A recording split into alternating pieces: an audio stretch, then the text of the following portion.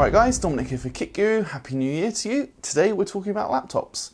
Now, in the past, if you were thinking about laptops, usually you could put them either in one of two camps. You'd either have the big, fat and powerful laptops, which are typically your gaming laptops, or you'd have your kind of thin, low power but very portable laptops. And until very recently, there wasn't really any that kind of crossed the boundary. However, especially with NVIDIA's new Max-Q technology, we've started to see quite a few laptops which are both thin, attractive, as well as powerful gaming laptops. This is the Acer Predator Triton 700, and it is definitely in that category where it's very thin, very attractive, very portable, but it still packs in enough power to be definitely considered a high-end gaming laptop. To give you the spec straight away, we've got Core i7 7700HQ, GTX 1080 Max-Q, which is significant, and then we've also got 15.6-inch display, which is 120Hz IPS and G-Sync, and we will touch on that in a moment because I am very keen on this display. There's also 16GB of RAM, 1TB of NVMe storage, which comes from two 500GB SSDs which are in RAID 0. So that's the core spec. It doesn't come cheap here in the UK. It's around £3,000, just over 3,050 I saw yesterday. So it's definitely a hefty investment, but we will see if the Triton 700 is worth it. So starting on straight, we'll get right into it with the design. I really think the Triton 700 is an attractive piece of kit. It's mostly, in fact, is essentially all aluminium. The outer casing is all aluminium. There are a few plastic bits here and there, some vents on the back, but on the whole, build quality is fabulous. There's very little flex to the chassis, and it would definitely withstand a slight bashing, not that you'd want to bash up your new £3,000 laptop. The matte black aluminium finish does attract some fingerprints, so if you can see a bit of dirt, I tried my best to get it off, but you know, that's the thing with matte black aluminium, isn't it? And the actual look of the laptop, it's certainly got some gamery elements. You've got the blue ventilation on the back, the little vent ports at the back of the laptop. You've also got the Predator logo on the lid.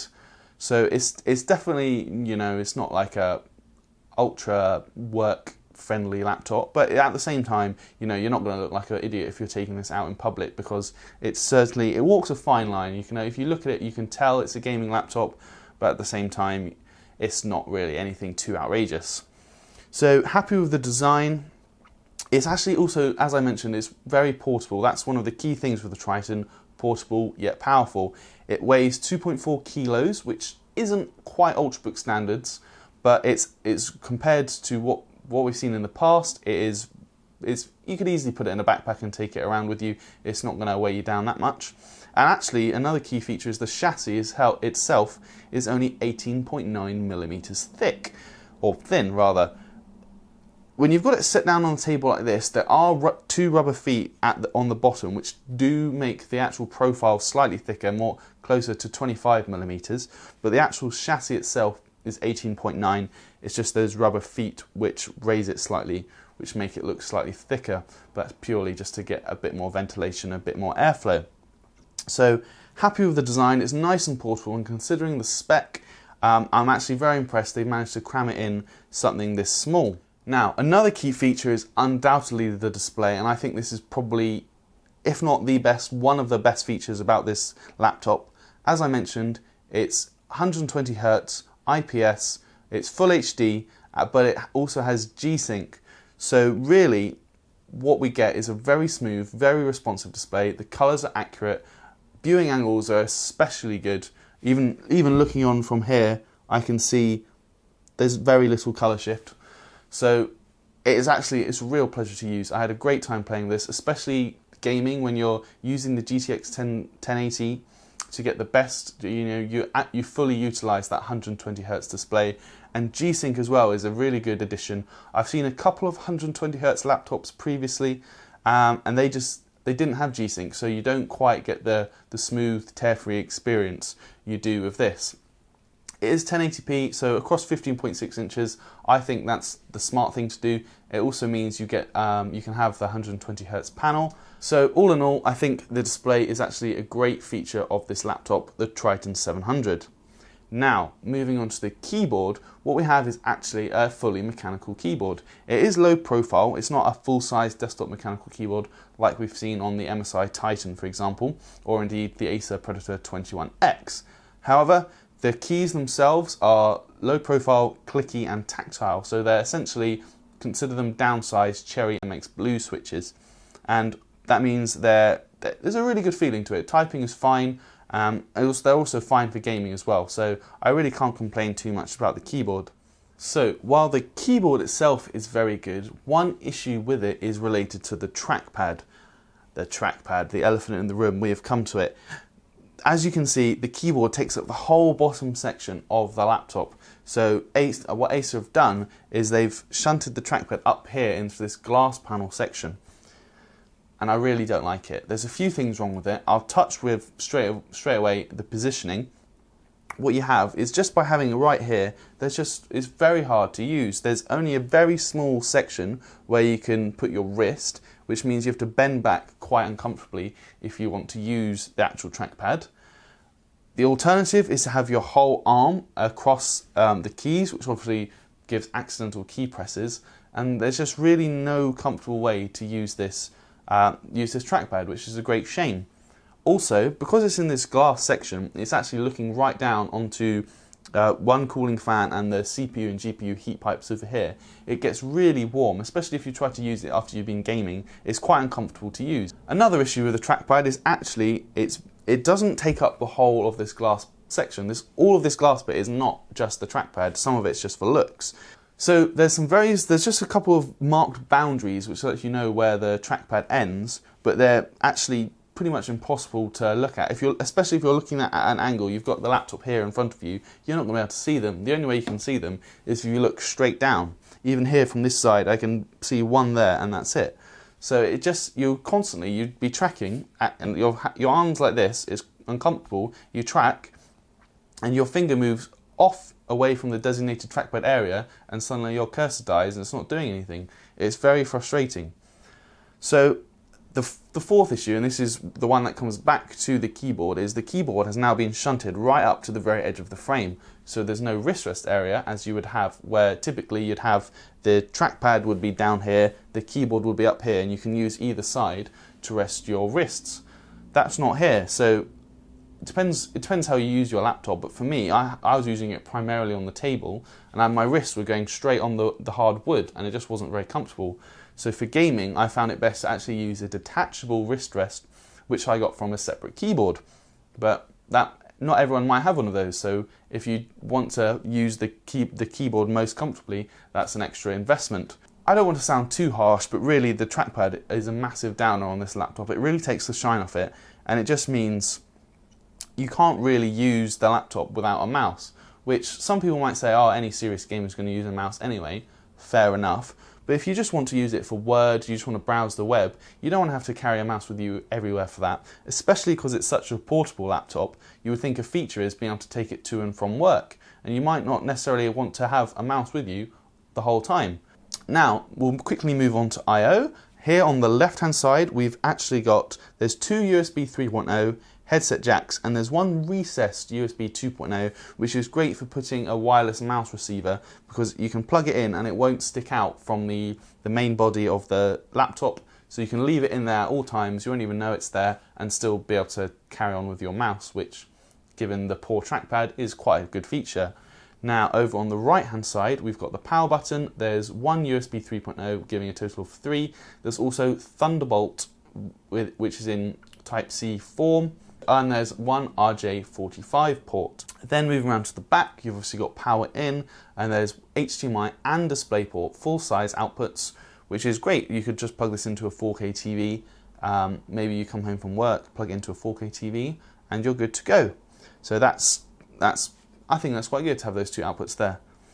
Now, lastly, before coming to performance, internal design. You might think a laptop this small, there's going to be absolutely no upgrade path, and you would be partially correct. If we take the taking the laptop apart, you actually have to remove the screws from the base of the laptop, and then this whole top shell pops off, which is presumably to save space. Instead of the rear cover coming away, the whole keyboard actually comes up. So when we actually get into the internal design, there are 2 DIMM slots occupied, and there are also 2 M.2 slots occupied. Those are the only user accessible parts, and obviously both being occupied, you could theoretically upgrade them. They're not soldered or anything, but you'd obviously have to get rid of what's there at the moment, which is not ideal. Maybe you could sell them. But so upgrade path, there's potential if you just wanted to splash the cache, maybe upgrade the RAM, or even add more SSD storage. But there's no easy just drop in 1 stick of RAM and you've got more. You can't do that here. So speaking of the internals, that does lead us nicely onto performance. And just as a quick recap, Core i7 GTX 1080 Max-Q, as expected, really delivers the goods, and it actually really makes use of this 120Hz panel. Now, if I give you a few figures, in Firestrike, this laptop scored 18,396, that's the graphics score. And for reference, a desktop GTX 1080 is probably scoring closer to 22,000. So that does show you Max-Q has tweaked the clock slightly. You're not getting the full performance, but it's still very impressive, and it's right around desktop GTX 1070 levels, as you can see from our charts. Full figures, of course, are over on kitguru.net. So we've got more benchmarks here. We don't give them all to you just because it can get a bit boring if I'm just reading random figures to you. So head over to kitguru.net for full details. And just to give you an example of a game, Ghost Recon Wildlands, this is obviously 1080p, very high settings. Ghost Recon Wildlands, we've got a minimum frame rate of 67.2 and an average of 83.8, which is obviously very impressive. You're getting above 60, G-Sync will be doing its thing, and you get the nice fluid experience of 120Hz display. In terms of noise, I was actually pleasantly surprised with this laptop. It is very average, I'd say, and for a laptop this thin, I think that's impressive. There was nothing about it that made me go, "Whoa, it's so loud." I was thinking, because it's so thin, you've still got i7 and GTX 1080 in there. I thought it was going to be really loud, but frankly, it's very average, very standard for a gaming laptop. So for me, I think that's a win. You can't really complain, especially when the laptop is so small. Following on from that, the thermals are actually also similarly impressive considering the size of this laptop. Idle temperatures were a bit high, which I suppose is partly due to the size. You haven't got as much space to dissipate the heat. So the CPU was idling at 54 degrees, the GPU was idling at 51 degrees, but temperatures under load are the most impressive thing. The CPU didn't go above 79 and the GPU didn't go above 69 degrees Celsius. So for something this small, again, very impressive. Acer have obviously done a good job there. Lastly though, battery life. Battery life is disappointing. Here at KitGuru, what we do is we run PCMark 8, the home conventional test, with the screen brightness set to 50%. The Acer Predator Triton lasted for 1 hour 26 minutes, which is poor. It is a gaming laptop, so it'd be unfair to expect too much more, but it is behind other gaming laptops we've seen recently, and it's particularly behind other Ultrabooks, which is obviously to be expected. But it does mean you are going to have to take the power brick around with you, which is a shame, especially considering this is such a portable device. But that does just about wrap it up for the Acer Predator Triton. On the whole, part of me really likes it. I really like the thin design. I really like the display is a particular highlight for me, and the fact that the GTX 1080 can actually get the most from it. That's why I think going for 1080p panel is a smart choice. If you bump it up to 1440p or even 4K, the 1080 is not going to be delivering above 60 FPS at all times, which it is essentially doing across all the games we played on the Triton 700. So in that respect, something so thin, so powerful, it actually delivers such a good gaming experience. I think there's a lot to like about the Triton 700. However, as you might have guessed, the trackpad is a big issue for me. It just makes using, if you don't have a mice, it basically makes using the laptop unusable, which is a real shame. It got to the point during benchmarking, I didn't want to use it if I didn't have a spare wireless mouse to hand. So it's just a big letdown. Everyone knows the trackpad is a big integral part of any laptop. Acer, I think, really need to rework it. I think the obvious solution would be have it on the right hand side instead of the numpad. It's still not ideal, But when you need to save as much space as you do to get a laptop this thin yet as powerful as it is, you have to make some sacrifices. I don't think the trackpad at the top works, so I would advise buyer caution. Unless you can be 100% absolutely positively sure that you will be able to use a proper mouse at all times, I would advise caution. It's just a big shame that this otherwise very competitive and very solid laptop is let down by its trackpad. I'm Dominic for Kit Guru. This is the Acer Predator Triton 700. If you like this video, give us a thumbs up, hit subscribe if you want to see more similar videos. You can also check us out on Twitter and Facebook. We would love to chat with you guys over there. So I will see you in the next video.